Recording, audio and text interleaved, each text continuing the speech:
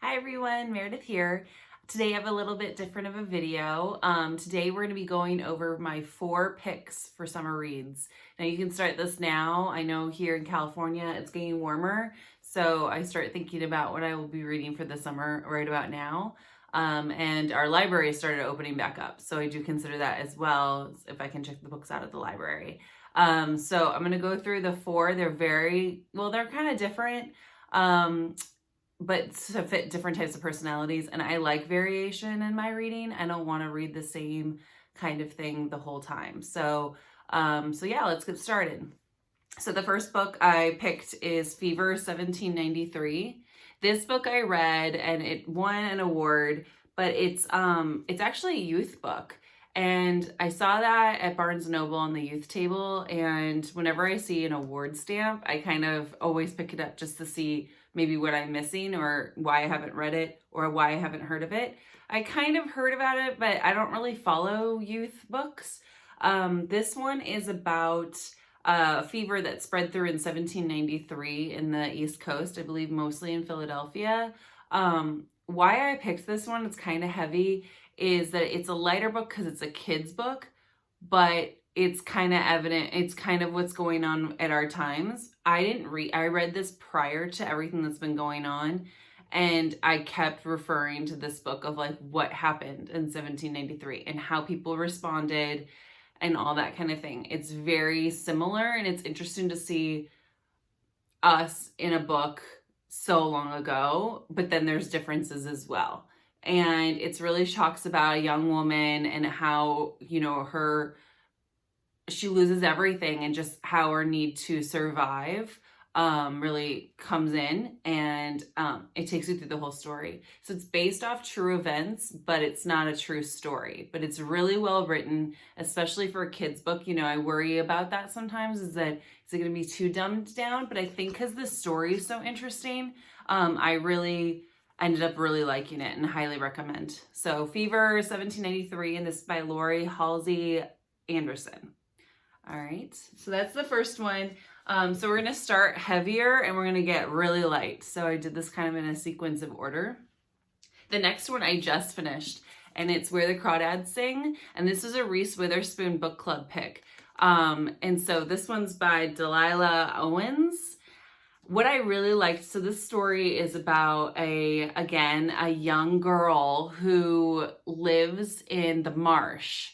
And when I picture the marsh, I picture New Orleans, I picture Louisiana, but they're actually talking about the marsh of the Carolinas, and how she grew up in this really kind of abusive, unhealthy life, but how she's found herself where she has to survive on her own, kind of like the other book.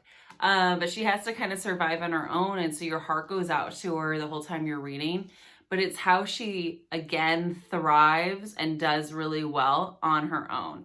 I don't know if that stands for something that I really enjoy reading, but what's neat about it is that she really thrives. She really does really well, but her abuse kind of comes into play through the whole time. The thriving, depending on someone and not wanting to depend on them, not wanting to trust, things like that. So it's really well written, and what I really enjoyed about it is that it made me feel like I was there.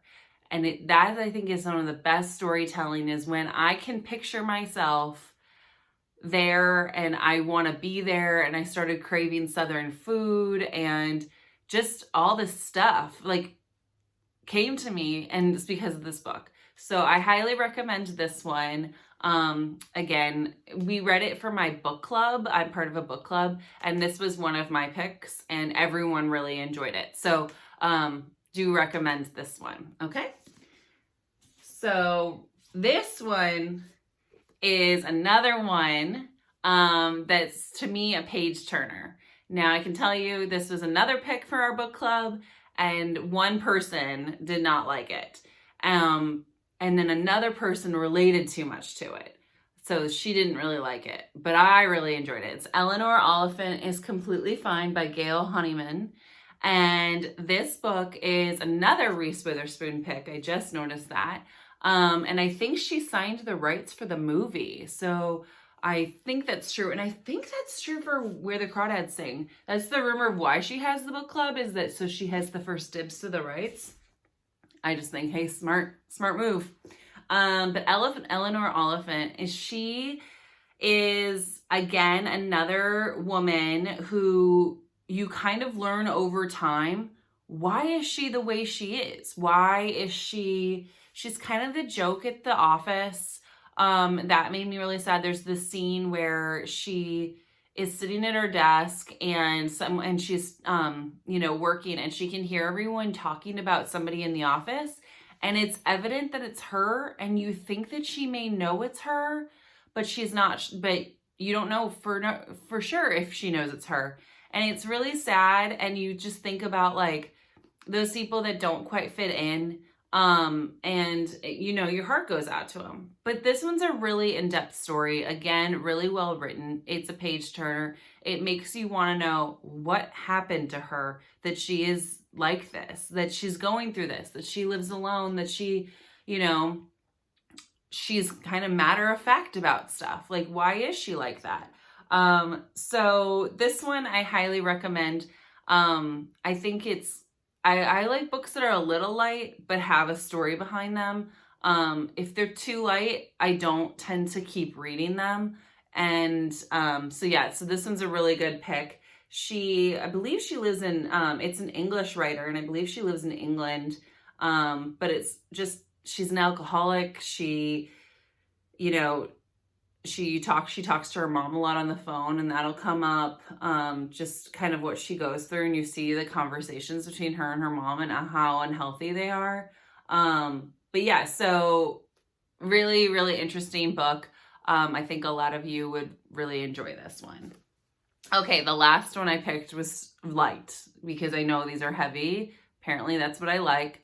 The next one's light. You may have read some of these, but you may not have. This one you may have read, or you may have at least seen the movie, and it's Crazy Rich Asians. Now this book, I love them all, but this is the perfect book for easy read that keeps your attention. Again, those like rom-com books, they get a little repetitive to me. I'm like, give me a new story. If I can pick out what's going to happen, I don't really always enjoy that. Crazy Rich Asians brings in a whole new aspect. And if you've seen the movie, you know it's good. But like everything, read the book, because they did a great job in the movie, but there's still some it just is so interesting, because it's a culture and a society that I did not know existed. I did not realize how crazy rich these people are.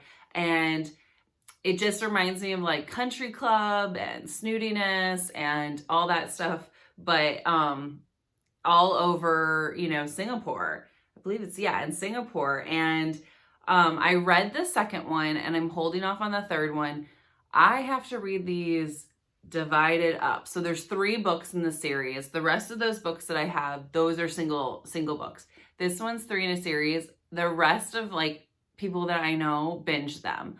I have to separate them out because I love them so much. So I read like one a year because I just have really, really loved it.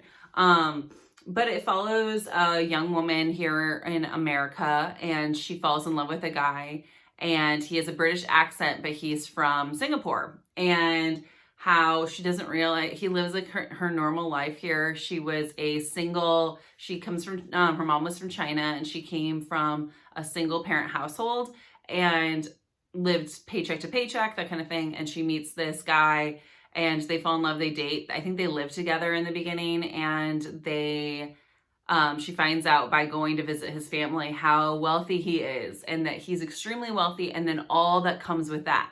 So his crazy family, and you get these crazy characters. They're just so out there and so fun to read about.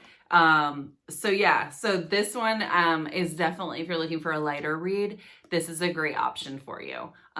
So those are my 4 for the summer, like kind of heading into the summer, I sometimes will do like big orders on Amazon of books that I know that I'm going to read coming, you know, the next season.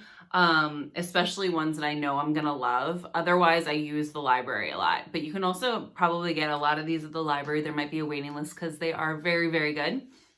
But let me know what books that you will be reading and if you choose any of these, because I'd really like to know your opinion. Again, I'm in a book club. So I like to hear people's opinions on books that I either love or hate. So yeah, so I hope that you find this video informative and enjoyable, and I will talk to you really soon on the next video. Bye.